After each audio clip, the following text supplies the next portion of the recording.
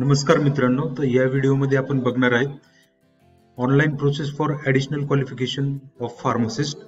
Suppose तुम्ही diploma झालेले आहात आणि तुम्हाला बी फार्मचं त्यात ॲडिशनल क्वालिफिकेशन करायचं असेल, किंवा तुम्ही बॅचलर झालेले आहात आणि तुम्हाला मास्टरचं त्यात ॲडिशन करायचं असेल, किंवा मास्टर्स झालेले असेल आणि तुम्हाला PhDचं त्यात ॲडिशनल करायचं असेल क्वालिफिकेशन, तर ते तुम्ही कसं करू शकता ह्या व्हिडिओमध्ये तुम्ही बघणार आहात. तर व्हिडिओला लाईक करा आणि चॅनलला सबस्क्राईब करा.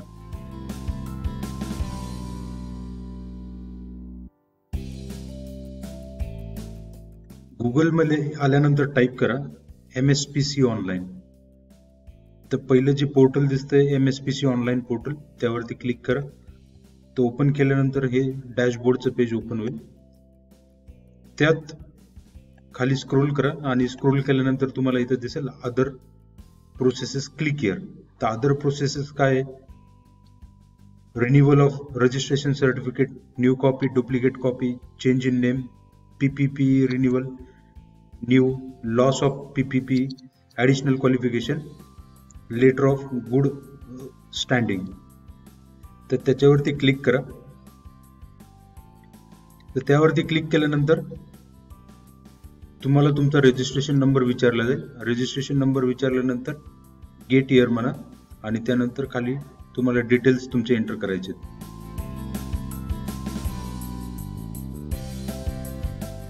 त्यानंतर ही विंडो ओपन होईल. त्यामध्ये तुमचं फर्स्ट नेम, मिडल नेम आणि लास्ट नेम पुन्हा तेच कन्फर्म करून टाकायचे. त्यानंतर तुमचा आधार नंबर पुन्हा तो कन्फर्म करून टाकायचे. त्यानंतर date of birth, mobile number आणि ईमेल ॲड्रेस.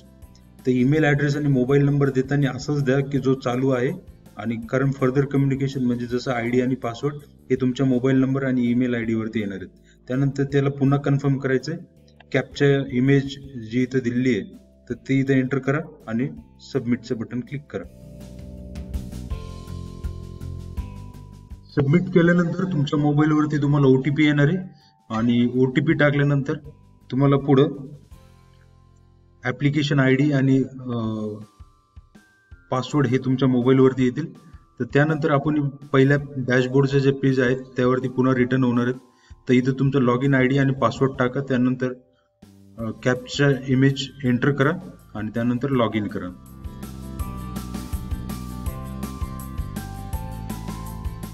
लॉग इन केल्यानंतर तुमची प्रोफाईल सगळ्यात पहिल्यांदा ओपन होणार आहे. तर प्रोफाईल वरती जे तुम्ही डाटा ऑलरेडी सबमिट केला रजिस्ट्रेशनच्या वेळेस तसा डाटा इथं दिसतो.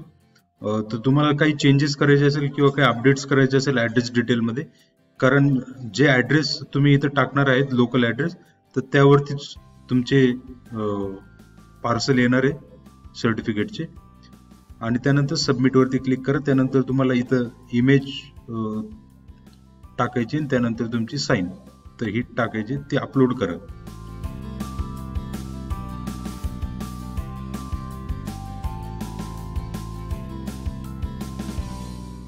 त्यानंतर सिलेक्ट करा. तर सिलेक्ट केल्यानंतर इथं दिलेलं आहे ॲडिशनल क्वालिफिकेशन, त्यावरती क्लिक करा आणि क्रिएट ॲप्लिकेशन म्हणा. क्रिएट ॲप्लिकेशन आल्यानंतर इथं व्ह्यू वरती क्लिक करा. स्टेटस तुमचं इनकम्प्लीट दिसतंय.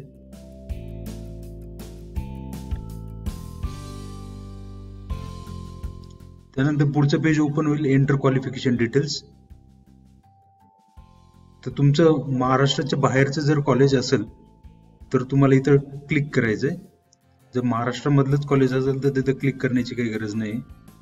तर त्यानंतर ॲडिशनल क्वालिफिकेशन कुठलं ऍड करायचंय तर त्याच्यावरती सिलेक्ट करा आणि त्यानंतर स्टेट आणि डिस्ट्रिक्ट सिलेक्ट करा. ज्या डिस्ट्रिक्टमध्ये तुमचं कॉलेज आहे ते सिलेक्ट करा आणि इथं तुम्हाला ऑप्शन येईल का ज्या डिस्ट्रिक्ट तुम्ही सिलेक्ट करताय त्या डिस्ट्रिक्ट मधलं इन्स्टिट्यूट इथे येणार आहे. त्यानंतर त्याला ऍड करा आणि डेट ऑफ पासिंग ही तुमच्या रिझल्ट वरती आहे तर ती डेट ऑफ पासिंग तुम्ही इथे टाकू शकता. पुढचं पेज ओपन होईल. तर त्यामध्ये तुम्हाला डॉक्युमेंट्स अपलोड करायचे. तर डॉक्युमेंट्स कुठले कुठले अपलोड करायचे स्ट्रीम वाईज मी तुम्हाला सांगणार आहेत. की बी फार्म सपोज तुम्ही डिप्लोमावरती रजिस्ट्रेशन केलेलं आहे आणि तुम्हाला आता ॲडिशनल क्वालिफिकेशन बी फार्म त्यामध्ये टाकायचं जर असेल तर statement of acceptance duly sign by pharmacist. तर याच्यासाठी मी लिंक दिलेली आहे डिस्क्रिप्शन बॉक्समध्ये. तर तिन्ही ठिकाणी हे लागणार आहे, B.Pharm, M.Pharm आणि PhD साठी. त्यानंतर B.Pharm final year marksheet, M.Pharm final year marksheet और सर्टिफिकेट. त्यानंतर B.Pharm प्रोव्हिजनल और convocation certificate issued by university. तर M.Pharm साठी सुद्धा तेच आहे. त्यानंतर कॉलेज लिव्हिंग सर्टिफिकेट और बोनाफाईड सर्टिफिकेट. त्यानंतर M.Pharm साठी कॉलेज लिव्हिंग सर्टिफिकेट और any other proof of pharmacy college. आणि PhD साठी PhD कॉन्व्होकेशन सर्टिफिकेट लागणार आहे. तर हे डॉक्युमेंट्स तुम्ही अपलोड करा. तर अपलोड केल्यानंतर पुढची विंडो जी ओपन होईल त्यामध्ये तुम्हाला प्रोसीड फॉर पेमेंट साठी ऑप्शन येईल. आणि प्रोसीड फॉर पेमेंट साठी ऑप्शन आल्यानंतर तुम्ही SBI च्या साईटला डायरेक्ट होणार आहेत आणि तिथे तुम्ही पेमेंट करू शकता. तर SBI च्या साईटवर आल्यानंतर तुम्हाला इथं कॅटेगरी पहिल्यांदा विचारली. त्यानंतर कॅटेगरी सिलेक्ट करा. जो तुमच्या मोबाईलवरती ID आलेला आहे 200 समथिंग, तर तो इथं टाका. त्यानंतर तुमचा mobile number valid, email ID valid आणि त्यानंतर रजिस्ट्रेशन फी किती भरलेली तर ती टाका. आणि त्यानंतर पुढं तुम्हाला टाकायचंय तुमचे details, name, date of birth, त्याच्यानंतर पुन्हा मोबाईल नंबर, त्यानंतर ईमेल ID आणि जे टेक्स्ट दिलेलं कॅप्चा इमेज इथं ते झाल्यानंतर तुम्हाला सबमिट करायचंय.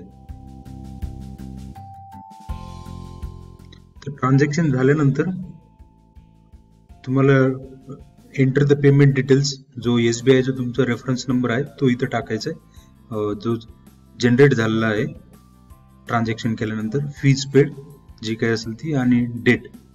तर त्यानंतर ऍड करा. ऍड केल्यानंतर अशी विंडो ओपन होईल. त्यानंतर तुमचं ऍप्लिकेशन कन्फर्म करा. तर एक लक्षात ठेवा मित्रांनो, ज्यावेळेस तुम्ही SBI चा ट्रान्झॅक्शन करतायत तर त्यावेळेस त्या ट्रान्झॅक्शनची रिसिप्ट तुमच्या जवळ असू दे. पुढचं पेज ओपन होईल अपॉइंटमेंट डिटेलचं. तर तिथे तुम्हाला ऍप्लिकेशन तुमचं कन्फर्म करायचंय. तर इथं टिक करा आणि ऍप्लिकेशन कन्फर्म करा.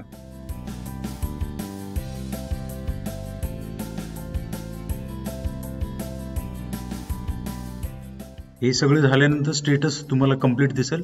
आणि स्टेटस कंप्लीट झाल्यानंतर जे तुम्ही ऍड्रेस आता इथं टाकला होता तर त्या ऍड्रेसला तुमचं PPE रिन्युअल येऊन जाईल.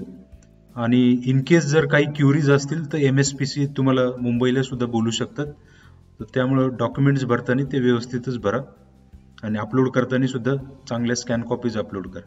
काही अडचणी असेल तर तुम्ही कमेंट बॉक्समध्ये टाकू शकता. मी नक्कीच त्याचं उत्तर देईन. धन्यवाद.